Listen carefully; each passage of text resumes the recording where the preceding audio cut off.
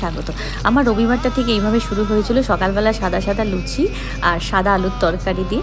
তারপরে একে একে লাঞ্চের তৈরি করছিলাম। লাঞ্চের জন্য করেছিলাম কষা মাংস। তার জন্য পেঁয়াজটাকে ভালো করে ভেজে নিয়ে মশলা মাখানো মাংসটাকে দিয়ে কষিয়ে নিয়ে ভালো করে কড়াইতেই আমি রান্না করেছি, আমি প্রেশারে দিইনি, কারণ কষা মাংসটা আমার কড়াইতে করতেই ভালো লাগে। আর আমাদের এখানে যেখান থেকে মাংস আনে না, মাংসটা ভালোই দেয়, মানে মোটামুটি কড়াইতে আমার সেদ্ধ হয়ে যায়।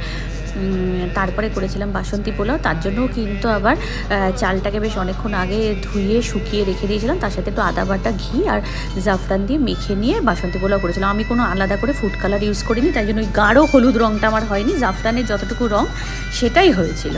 আর ঘিতে গরম মশলা ফোড়ন দিয়ে কাজু কিশমিশ ভেজে নিয়ে চালটাকে দিয়ে একটু নেড়েচেড়ে নিয়ে পরিমাণ মতো জল দিয়ে ফুটে উঠলে সেটাকে ঢাকা দিয়ে নামানোর আগে নুন মিষ্টি দিতে হবে, আর ঘি গরম মশলা তো অবশ্যই।